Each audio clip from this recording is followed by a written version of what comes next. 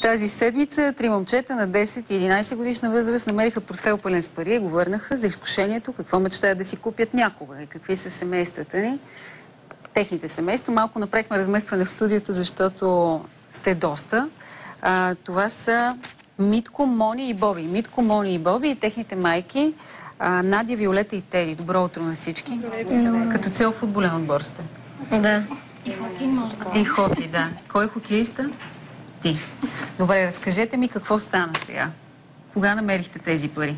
Къде бяхте? Намерихме ги на една градинка срещу една автомивка пожарната в квартала. Какво правихте там? Играехте си? Играехме на футбол. И? И там изритахме топката и Боби намери портмоне с документи. Решихме да ги предадем в полицията и така, стана всичко. Видяхте ли вътре какво има? Да.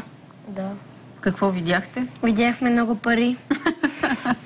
Около 1040 лева, които трябва да са ви изглеждали наистина. Те са си голяма сума пари. Да.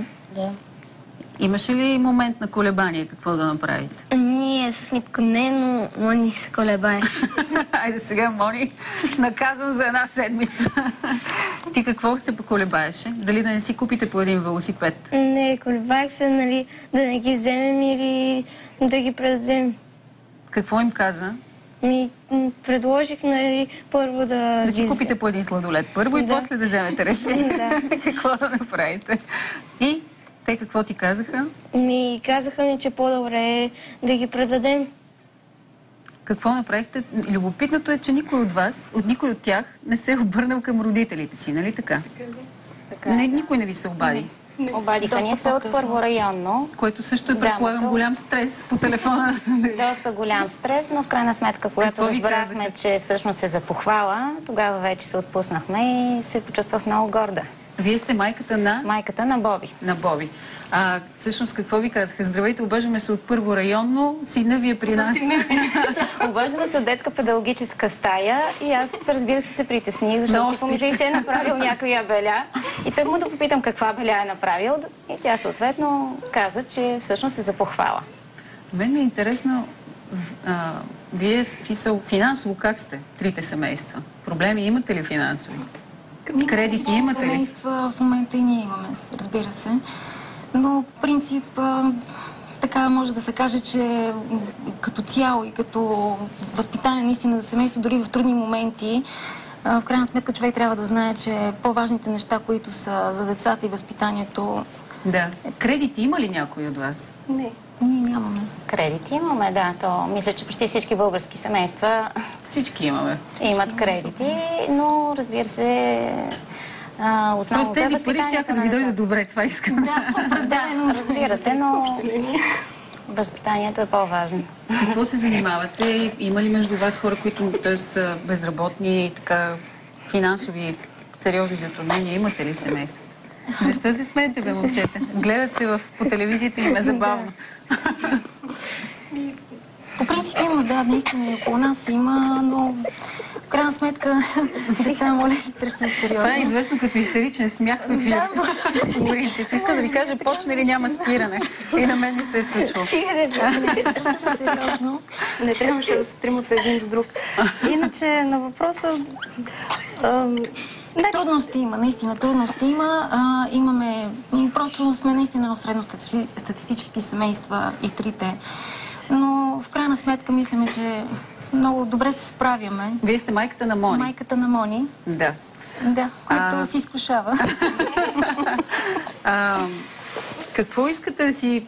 За какво си мечтаете? Ако имате много пари, какво искате да направите с тях? Не с тези конкретно. Да си купим много неща и да заминем в провинцията.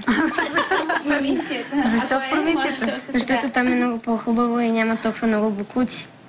Това е добре. Може би имаш предвид чужбина, Боби? Провинцията чужбина ли имаш предвид? Или природата. Да. Или искаш просто да си някъде на зелено? В чужбина по-добре. Къде би искал да отидеш в чужбина? В Испания. Добър избор. Не си лош. А ти? И ти? Двамата? Аз също искам да замина в чужбина, но аз искам да отида в Швейцария. Защо там? Защото там е доста хубава държава и е развит спорта там. Ти си хокеиста, Да. нали така? Искаш да станеш хокеист в Швейцария. Да. А ти? Аз искам да отида в Германия, защото там природата е много хубава. Тук не е ли хубава природата? Ами и тук е хубава, ама има много боклуци навсекъде. А какво искате да си купите? За какво си Компютър. мечтаете? Голям компютър? Да. Не, голям, мощен. Да, Който да зарежда много бързо игрите и да се теглят много по-бързо. А ти? да. За какво си мечтаеш? Не искаш ли колело да имаш? Не, аз имам колело. Какво си мечтаеш тогава да си? Може би един Xbox 360. Какво означава това точно Xbox 360? Той е една игра такава, където се прикачва към телевизора и нали, с джойстик играеш. Се учи сериозно. Много Да. сериозно, да. Отказвали ли сте им често? В смисъл, от кои деца са? От тези, които... Рядко се съгласяваме. В смисъл, това не е толкова по наше желание, просто Изчакваме общо взето да има някакъв повод по-скоро. Така слушваме с желанията и когато има някакъв празничен повод най-вече, успяваме да ги щастливиме тогава. но това е до някъде и в смисъл, човек колкото повече има, толкова повече иска да има, като че ли това няма това е лимит. верно. Поне така. Така Така с сме наблюденията на тия, които се занимават с наблюдения. А Така те, че не е лошо да се знае, че не може всичко. Все някога и някъде има граница. те са съученици в един клас, са, Да, нали? в един клас. Винаги ли са толкова самостоятелни? Защото ако... Не знам, струва ми се странно, че дори не са поискали мнение от родителите си, нали? по този въпрос. По-скоро е Точно. правило при тях. Като... Още от първи клас, както са заедно, така още като свършат училище, в смисъл часовете, се събират и могат да играят цял след обяд заедно. Успяхте ли да се срещнете с човека, който е собственик на портфела? Аз се опитах да го намеря, обаче се оказа, че е малко по-трудно. Нямаме никакъв контакт, нищо не знаеме, дори само знаем, че са предадени документите. Здраве да е. Тоест, стигнали са до получателя, до човека, за който е щастие собственик. са го намерили, да, предали са му, благодарила е, но не го познаваме. А вие видяхте ли го този човек, защото сте си играли в района? Да, ние го видяхме преди да намерим парите. И как изглеждаше? Той е малко без коса на такова. Така. Красив ли беше? Не. Не особено. Те затова са му трябвали, вероятно, тия пари. Да, здрав човек. И какво? Изпусна ги? Но, в смисъл, видяхте ли го как изпуска парите или просто Не, по-късно ние ги ги намерихме по-късно. Ясно. Според мен той не ги беше изпуснал, защото няма как, като ги изпусне, да са точно едно върху друго, да съвпадат ъгъл с ъгъл. Лети, доста сериозни изчисления си да правя. А какви искате да станете, като пораснете? Сигурно много често ви питат. Мислили ли сте? Аз, примерно, искам леко атлетист да стана. Леко атлет. Леко атлет. Това е хубаво. Ти искаш да си хокеист в Да. Швейцария. Да. Друго нещо мечтаеш ли? Може би да стана компютърен специалист. Добре. А ти? Не знам. Още не си Има решил. много неща. Някой от вас иска ли да има много гаджета? Мони. Браво, мой. Това е по изкушенията, да. Татковците с какво се занимават? Какви са? Шеф на летище на сигурността. Сериозно? Да. Това е стабилна работа. Да. Моя съпруг си има фирма. И е хокеист. И Нали е така? хокеист, да, но вече тази година му беше за последно. Всъщност Боби каза за моя съпруг. Значи Той е третия директор. татко остана. Проектант и консултант в фирма, която се занимава с отоплителни инсталации. Сериозна фирма, слава Богу, да са живи и здрави. Някога имали ли сте вие в живота си такъв случай? Намирали ли сте някаква сума пари? Имали ли сте някакво изкушение, което да помните? Губя. Губите ли?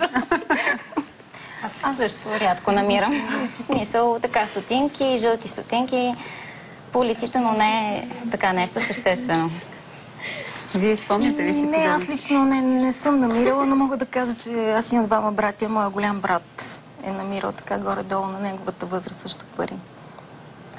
Това е доста интересно. И Да. какво е направил тогава? По същия начин връщат ги в училището. Някой говорили ли сте им за това какви...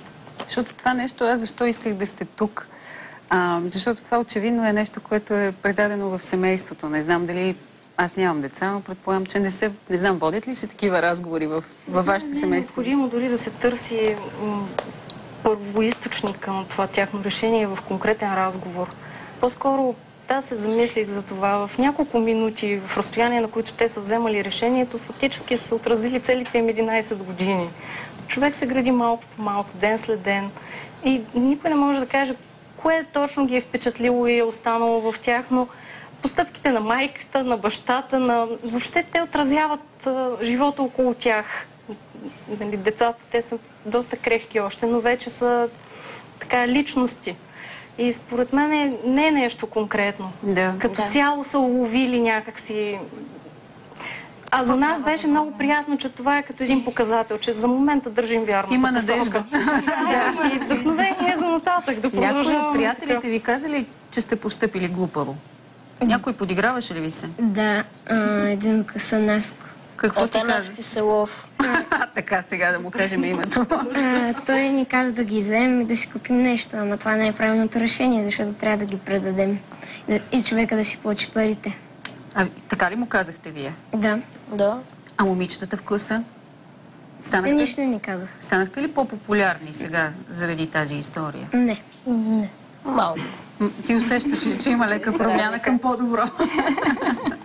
Между другото, аз си спомням един случай, който много дълго време така сме разказвали и напомняме от време на време за него. Беше един кантонер, който беше намерил една голяма сума пари, която пък на всичкото отгоре, доколкото си спомням, беше и сума от отвличане, от предаване на откуп. И човека ги беше върнал, намерил ги там около влаковата линия, ги беше върнал и съселените му. Изобщо много хора бяха реагирали. Как можа да върнеш парите, лут ли си и така нататък. Това е отстрани, ама винаги минава през ума според мен и това да не си вземеш беля на главата.